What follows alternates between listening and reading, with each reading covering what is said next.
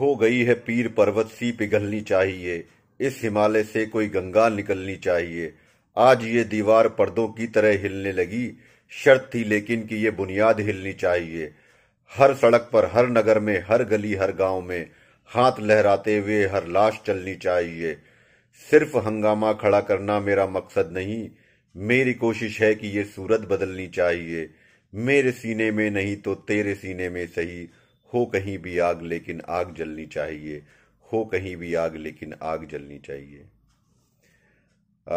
नमस्कार मित्रों। मैं संजय सिंह।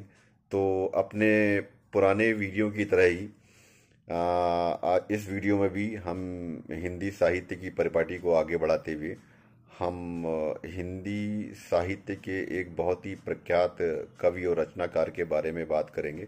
जी हाँ, आपने इस कविता से तो अंदाज़ा लगा ही लिया होगा।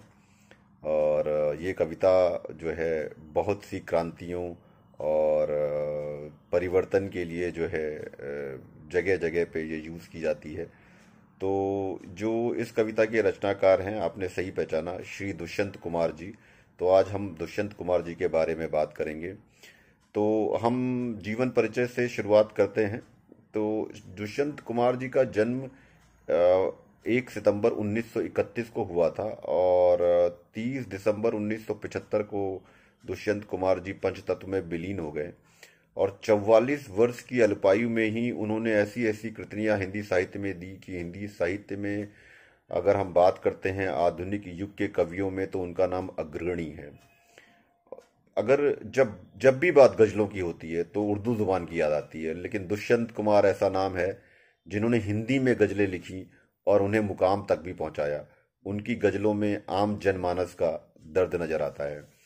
तो जैसा हम बात कर रहे थे कि दुष्यंत कुमार जी ने हिंदी में गजलें लिखी हैं, कविताएं भी लिखी हैं, तो हम अपने पुराने वीडियो की तरह ही परंपरा को आगे बढ़ाते हुए मैं उनकी एक कविता है, वो चूंकि वो आधुनिक युग के कवि थे तो उनकी कविताएं जो हैं थोड़ी सी आपको जो है एक अलग तरह का फील देगी और एक अलग तरह का रसास्वादन होगा आपको उनकी कविता में, जो कि तुकांत या तुकबंदी की कविता नहीं। और आधुनिक युग की कविताओं के अग्रणी कवि होते हुए तो मैं एक आधुनिक युग की कविता आपके साथ में साझा करता हूँ।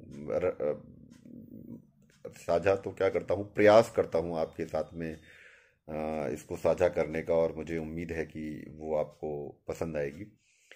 तो ये जो कविता है, इस कविता का शीर्षक है अभिव्यक्ति का प्रश्न। तो अभिव्यक्ति जो है हम सभी से जुड़ा है, हमारे सब में अंतर्द्वंद चलता रहता है और हम ये सोचते रहते हैं कि फ्रीडम ऑफ स्पीच हमारे अंदर जो है वो हमें लिखने, कहने, बोलने की स्वतंत्रता चाहिए। और ये सभी के दिल में, घर में, परिवार में, समाज में, अपने ऑफिस में, सब जगह हम ये चाहते हैं कि जो मेरे मन में है मैं उसे कह सकूं, प्रकट कर सकूं।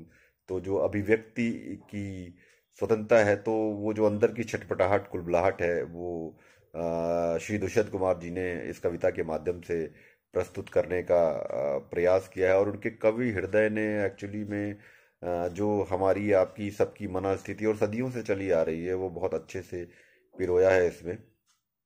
तो कविता हम शुरू करते हैं। शीर्षक अभिव्यक्ति का प्रश्न। तो कविता इस तरह से है। एक चीज़ मैं कहूँगा, आप ध्यान रखिएगा, ये आधुनिक युग की कविता है, तो इसको उसी तरह से आप इसका आनंद लीजिएगा। मैं शुरू करता हूँ। प्रश्न अभिव्यक्ति का है मित्र, किसी मर्म स्पर्शी शब्द से या क्रिया से मेरे भावों अभावों को भेदो, प्रेरणा दो। ये जो नीला जहरीला धुआं भीतर उठ रहा है, ये जो जैसे मेरी आत्मा का गला घुट रहा है, ये जो सदैव जातशिशा को छटपटा रहा है, ये क्या है? क्या है मित्र? मेरे भीतर झांक कर देखो। छेदो मर्यादा की इस लौह चादर को, मुझे ढके बैठी जो उठने मुस्कुराने नहीं देती, दुनिया में आने नहीं देती। मैं जो समुद्र सा सैकड़ों सीपियों को छिपाए बैठा हूं, सैकड़ों लाल मोती खपाए बैठा हूं, कितना विवश हूं मित्र। मेरे हृदय का ये मंथन, ये सुरों और असुरों का द्वंद्व कब चुकेगा? आगे वो कहते हैं, कब जागेगी शंकर की गरल पान करने वाली करुणा, कब मुझे हक मिलेगा इस मंथन के फल को प्रकट करने का। मूक, असहाय, अभिव्यक्तिहीन मैं जो कवि हूं, भाव अभावों के पाटों में पड़ा हुआ एकाकी दाने सा कब तक जीता रहूंगा। कब तक कमरे के बाहर पड़े हुए गर्द खोरे सा जीवन का ये क्रम चलेगा। कब तक जिंदगी की गर्द पीता रहूंगा। प्रश्न अभिव्यक्त का है मित्र, ऐसा करो कुछ जो मेरे मन में कुलबुलाता है बाहर आ जाए, भीतर शांति छा जाए।